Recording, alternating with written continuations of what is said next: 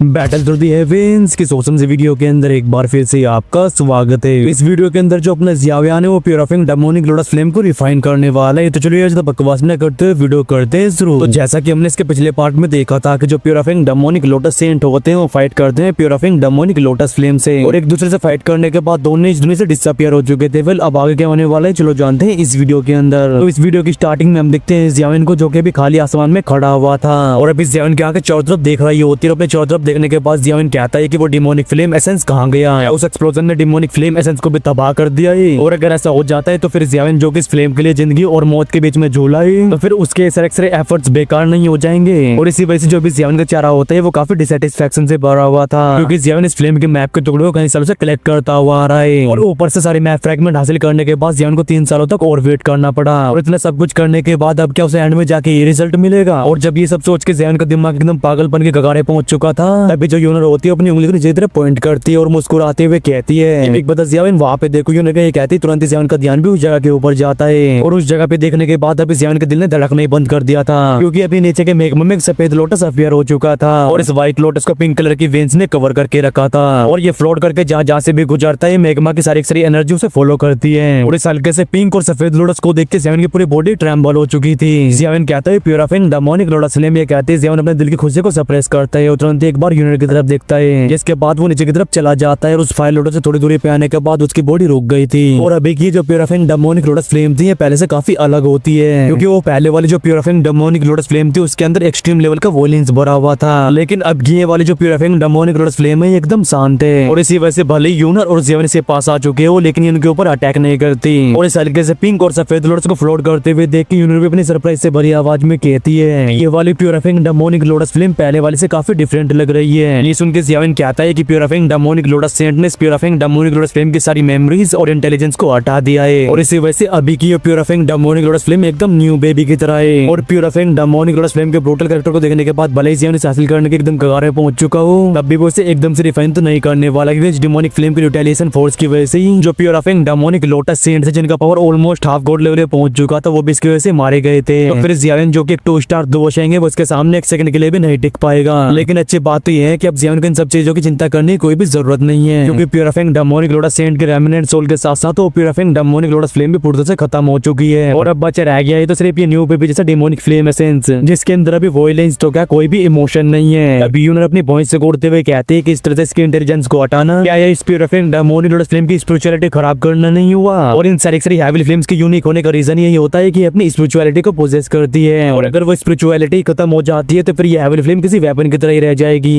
ये सुनकर जियाविन अपने सर को हिलाता है और कहता है जैसे प्योराफिंग डेमोनिक लोटस सेंट की स्ट्रेंथ थी, तो क्या तुम्हें सच में ऐसा लगता है कि वैसे बेवकूफी से भरे काम करेंगे। और अभी ये वाली जो प्योराफिंग डेमोनिक लोटस फ्लेम है ये भी स्पिरिचुअलिटी से भरी हुई है, लेकिन सीन कुछ ऐसा है कि वो चीजें जो कि इससे बिलोंग नहीं करती थी वो अभी इससे अलग कर दी गई है। और इस टाइम पे प्योराफिंग डेमोनिक लोटस फ्लेम एकदम ऐसी है जैसे कि इस दुनिया में इसका जन्म हुआ होगा, और अभी इसके ऊपर किसी भी इंसान का इन्फ्लुएंस नहीं है। ये सुनकर जो यूनर होती है अपने मुंह को दबा के हंसने लगती है और कहती है कि लगता है वो प्योराफिंग डेमोनिक लोटस सेंट हमारी काफी हेल्प करके गए हैं। और अगर प्योराफिंग डेमोनिक लोटस सेंट ने सही टाइम पे अपीयर होकर इस प्योराफिंग डेमोनिक लोटस फ्लेम के सारे नेगेटिव इमोशंस को ना हटाया होता फिर इन सभी के यहाँ पे आने का कोई भी मतलब नहीं रह जाता। और अभी जो यूनर का चेहरा होता है वो काफी हिचकिचाहट से भरा होता है, वो हिचकिचाते हुए कहती है कि अब हमें क्या करना चाहिए। और वो जो स्पेशल टनल था वो पूरी तरह से गायब हो चुका है, और कुछ टाइम पहले मैंने वापस से उसे खोलने की कोशिश की थी, लेकिन हम लोग अपनी अभी की स्ट्रेंथ के साथ उसे वापस से नहीं खोल सकते। और भले ही जियाविन और यूनर 2 स्टार दोषिंग लेवल पे हो, लेकिन फिर भी इस रियलम को प्योराफिंग डेमोनिक लोटस सेंट ने क्रिएट किया है, और इसी वजह से अभी भी इस रियलम के अंदर काफी सील बची रह गई और इन्हें ब्रेक करना इतना आसान नहीं होने वाला। तभी जो जियाविन होते हैं वो अपनी दाढ़ी को सहलाने लगता है जहाँ पे की दाढ़ी होती नहीं है, और दाढ़ी को सहलाते हुए जियाविन का ध्यान जाता है नीचे के मेघमा के ऊपर जहाँ पे वो फायर लोटस फ्लोट कर रहा होता है। जियाविन कहता है क्योंकि हम टेम्परली इस डेमोनिक फ्लेम रियलम से बाहर नहीं जा सकते, तो फिर क्यों ना इस टाइम का यूज करते हुए प्योराफिंग डेमोनिक लोटस फ्लेम को रिफाइन किया जाए। ये सुनकर यूनर अपनी वॉइस से कोड़ते हुए कहते हैं कि आप इस फ्लेम को रिफाइन कर पाओगे, आप उसके ऊपर कितना कॉन्फिडेंट हो। और भले ये भी कि प्योराफिंग डेमोनिक लोटस फ्लेम फालतू में अटैक ना कर रही हो, लेकिन एट द एंड ये उस लेवल का टेरिफाइंग ऑब्जेक्ट है जैसे कि हेवीली फ्लेम रैंकिंग में भी 3rd रैंक पे रखा गया है, और इसी वजह से इसे रिफाइन करना बिल्कुल भी आसान नहीं होने वाला। खैर यूनर के सवाल को सुनकर जियाविन ज्यादा कुछ छुपाता नहीं है, वो हंसते हुए कहता है कि मैं अभी इस फ्लेम को लेकर 50% से कम कॉन्फिडेंट हूँ। और इस प्योराफिंग डेमोनिक लोटस फ्लेम की रूथलेसनेस और पावर को देख के जियाविन के अंदर भी इसका डर बैठ चुका था, और ऊपर से पूरे कॉन्टिनेंट के अंदर भी सिर्फ 5 ही ऐसे लोग होंगे जो कह सके कि वो सक्सेसफुली इस प्योराफिंग डेमोनिक लोटस फ्लेम को रिफाइन कर पाएंगे। और इसी वजह से जो अपना जियाविन होता है वो भी छाती ठोक के इस फ्लेम को रिफाइन करने की गारंटी नहीं दे सकता, और जियाविन के सफल होने के इतने कम चांसेस को सुनकर जो यूनर होती है उसका चेहरा एकदम चिंता से भर जाता है। जियाविन मुस्कुराते हुए कहता है कि अब हमारे पास कोई और रास्ता भी नहीं है और अगर हम इस डिमोनिक फ्लेम एसेंस को बाहर ले जाते हैं तो फिर इससे काफी लोग अट्रैक्ट हो जाएंगे और उस टाइम पे अगर मैं तुम्हारे साथ गोकलन के अंदर भी छुपता हूँ तब भी मेरी जो स्काई मेंशन अलायंस है उसके ऊपर एक बहुत बड़ा पहाड़ टूट पड़ेगा। और इस purifying demonic lotus flame realm को प्यूरिफाइंग डिमोनिक लोटस सेंट ने पर्सनली क्रिएट किया है और मुझे लगता है कि इस रियलम के अंदर घुसना तुम्हारे फादर के लिए भी आसान नहीं है, वरना वो पहले से इस डिमोनिक फ्लेम रियलम के अंदर एंटर करके इस प्यूरिफाइंग डिमोनिक लोटस फ्लेम को ले गए होते। और इसी वजह से जब तक हम इस रियलम के अंदर बने रहते हैं तब तक हम एकदम सेफ है। और ऊपर से जब मैं इस फ्लेम को यहाँ पे रिफाइन कर रहा हूँ तो मुझे यहाँ पे कोई भी डिस्टर्ब करने वाला नहीं होगा। लेकिन अगर हम लंबे समय तक यहीं पे बने रहते हैं और बाहर नहीं जाते तो फिर बाहरी लोगों को ऐसा लगेगा जैसे कि हमारे साथ कोई एक्सीडेंट हो गया है। लेकिन तुम बिल्कुल भी चिंता मत करो, इससे हमारी काफी चिंता कम हो जाएगी क्योंकि मेरे और जिया के बीच में ड्रैगन सील का कनेक्शन है और इसी वजह से टीचर और बाकी सभी लोग मेरी चिंता नहीं करने वाले। और जिया के इन शब्दों को सुनकर जो यूनर होती है वो काफी टाइम तक सोचती रहती है लेकिन एंड में जाके उन्हें सर को हिला देती है क्योंकि जिया जो भी कह रहा होता है वो एकदम रीजनेबल बात है। और अभी सेंट्रल प्लान के अंदर से बहुत सारे लोग हैं जो कि इस डिमोनिक फ्लेम के ऊपर अपनी नजरें गड़ा के बैठे हैं और अगर उन सभी को पता चल जाता है कि डिमोनिक फ्लेम एसेंस बाहर आ चुका है तो वो सभी लोग इसके पीछे हाथ धो के पड़ जाएंगे। इसके बाद गोकलन के पास भी वो पावर नहीं होगी जो कि इन सभी लोगों को रोक पाए और इसका सीधा मतलब ये होगा कि वो एक्सपर्ट्स बिना किसी परवाह के सीधा जियाविन के ऊपर अटैक करेंगे और उस टाइम पे सच में जियाविन की जान के ऊपर बनाएगी। और ऊपर से जो हुन क्लैन है उसके इरादे तो सभी के सामने हैं और वो लोग बिल्कुल भी नहीं चाहेंगे कि जियाविन इस प्यूरिफाइंग डिमोनिक लोटस फ्लेम को रिफाइन कर ले। यूनर अपनी आंखों को रोल करते हुए कहती है कि अगर ऐसी बात है तो फिर बिग ब्रदर जियाविन आप कब एक्शन लेने वाले हो। ये सुन के जियाविन मुस्कुराते हुए अपने सर को हिलाता है, रास्ते हुए कहता है कि इसे रिफाइन करने की इतनी जल्दी नहीं है क्योंकि हमारे पास अभी काफी टाइम है और ऊपर से इस प्यूरिफाइंग डिमोनिक लोटस फ्लेम को रिफाइन करना सिंपल मैटर तो बिल्कुल भी नहीं होने वाला और इसी वजह से मुझे कुछ चीजों का प्रिपेयर करना होगा। और ये कहते हैं जियाविन के आगे वापस उस फायर लोटस के ऊपर जाती है जो कि अभी मैग्मा के ऊपर फ्लोट कर रहा था और भले जियाविन को स्टार्टिंग में ऐसा लगा था कि दूसरी क्लास में एंटर करने के बाद उसके लिए इस प्यूरिफाइंग डिमोनिक लोटस फ्लेम को रिफाइन करने में कोई भी परेशानी नहीं होने वाली, लेकिन पिछले कुछ टेरिफाइंग बैटल्स को देखने के बाद जियाविन को समझ आ चुका था कि उसे कुछ तैयारी करने की जरूरत है, वरना एंड में जाके कौन रिफाइन होने वाले हैं उसके ऊपर एक बहुत बड़ा विवाद खड़ा हो जाएगा। और अब इस डिमोनिक फ्लेम रियलम के आसमान में जो डिस्टोर्शन हो रहे थे वो भी पूरी तरह से गायब हो चुके थे और चारों तरफ फैला हुआ वो टेरिफाइंग टेम्परेचर भी शांत हो चुका था और अभी नीचे के मेघमा में जो बुलबुले उठ रहे होते हैं वो भी इस टाइम पे फ्रीज हो चुके थे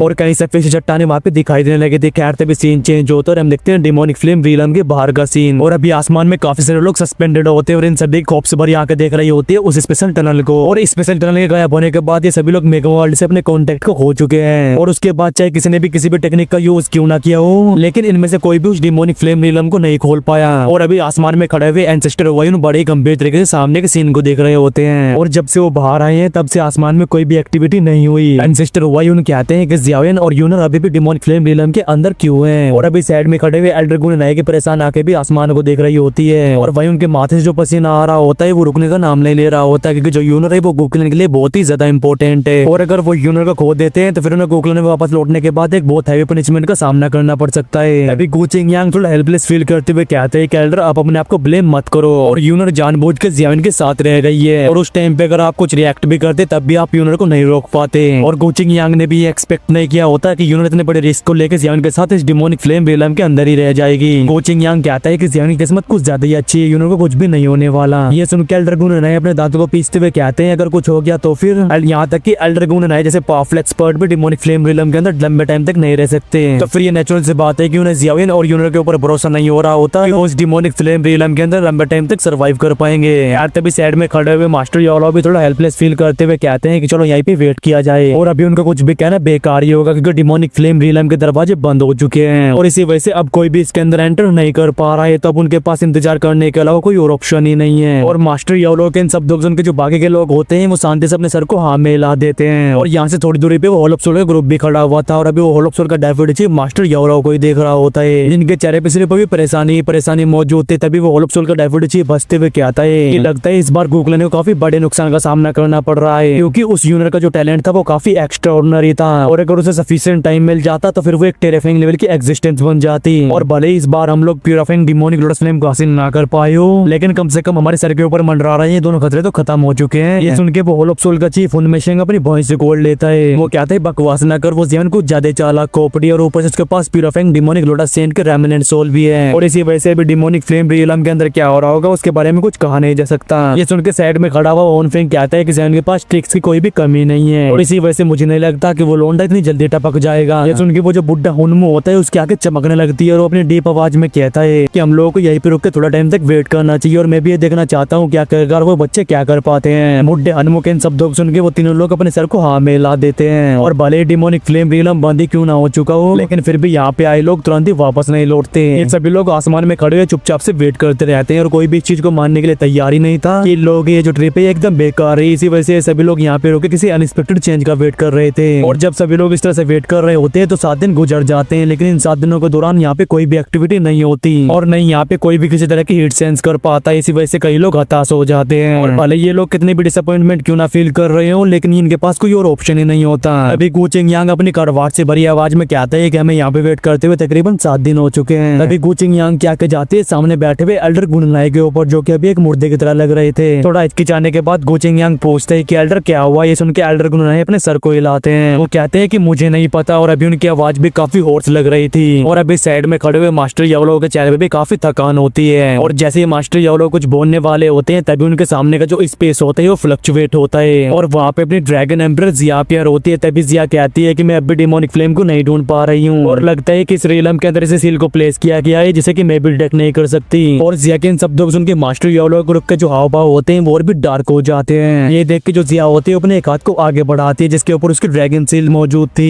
जिया कहती है लेकिन जो जियाओयान है वो एकदम ठीक होगा, क्योंकि अगर उसे कुछ हो जाता तो फिर ये ड्रैगन सील अपने आप ही डिसअपियर हो जाती। ये कहने के बाद जिया का ध्यान जाता है एल्डर गुननाई के ऊपर। वो कहती है कि एल्डर गु आप भी ज्यादा परेशान मत हो। और जियाओयान और एल्डर सिस्टर यूनर साथ में है और जिस तरह का जियाओयान का कैरेक्टर है तो वो एल्डर सिस्टर यूनर को कुछ भी नहीं होने देगा। और अगर सच में उन्हें कुछ हो जाता है तो फिर जो जियाओयान है वो एकदम पगला जाएगा। और अगर ऐसा होता तो फिर मेरी ये ड्रैगन सील कोई ना कोई फ्लक्चुएशन जरूर एमिट करती। और जिया के इन शब्दों को सुन के ऐसा लगता है जैसे कि एल्डर गुननाई के चेहरे पे लाइफ वापस आ गई हो। वो अपने सर को ऊपर उठाते हैं और टीचर यावलो को देखते हुए कहते हैं कि भले बात कुछ भी क्यों ना हो, लेकिन ये मैटर पहले से ही हो चुका है और इसी वजह से मुझे जल्द से जल्द वापस लौट के क्लैन में रिपोर्ट करना होगा। ये सुन के मास्टर यावलो कहते हैं कि आप बिल्कुल भी चिंता मत करो, मैं इस जगह को मॉनिटर करने के लिए कुछ लोगों को भेज दूंगा और अगर यहाँ पे कोई भी एक्टिविटी होती है तो फिर उसकी खबर सबसे पहले गोकुला नहीं पहुंचेगी। ये सुन के जो एल्डर गुननाई होते हैं अपने दोनों हाथों को मास्टर यावलो के सामने कप कर लेते हैं और कहते हैं कि अगर ऐसी बात है तो फिर मैं आपका धन्यवाद करता हूँ। और ये कहते ही वो नॉर्दर्न आसमान की तरफ शूट हो जाते हैं। और जो गो चिंगयांग होता है वो तेज से एल्डर गुननाई को फॉलो करने लगा था और इन लोगों का जाते हुए देख के जो मास्टर यावलो की टोली होती है वो एक दूसरे के मुंह को देखने लगती है। और अभी ये सभी लोग काफी हेल्पलेस फील कर रहे थे। खैर जब डिमोनिक फ्लेम रियलम के बाहर ये सभी लोग अपने अपने स्थान पे वापस लौट रहे होते हैं तब जियाओयान जो कि डिमोनिक फ्लेम रियलम के अंदर 7 दिनों से प्रिपेयर हो रहा था वो अपनी आंखें खोल लेता है। जियाओयान कहता है कि अब फाइनली वो टाइम आ चुका है जब इस प्यूरिफाइंग डिमोनिक लोटस फ्लेम को रिफाइन किया जाए। और इस दिन का जो जियाओयान होता है वो पिछले 10 सालों से वेट कर रहा था।